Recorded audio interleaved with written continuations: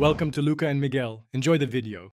You start by gathering tools and confirming the lock is set to privacy so you can see how parts move. First, remove visible screws on the interior rows with the correct screwdriver.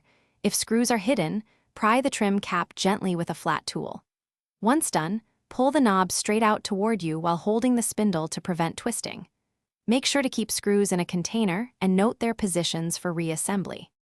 With the rows played off, you expose the inner mechanism. Take a moment to observe springs and a tiny C-clip that often holds the knob.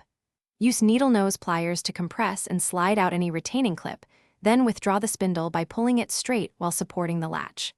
Once the spindle is free, unfasten screws holding the latch faceplate and slide the latch assembly out of the door edge. Make sure to keep parts ordered left to right for easy reinstall. To finish, reverse the steps. Slide the latch back into the door edge, align the spindle through the mechanism, and reattach the retaining clip to secure the knobs. Once the rose plate is in place, start screws by hand and test the knob motion before fully tightening to avoid binding. If the handle sticks or won't lock, make sure the strike plate is aligned and springs sit in their housings. Correcting those two usually resolves sticking. Thanks for watching and please subscribe. It's the best investment you'll ever make.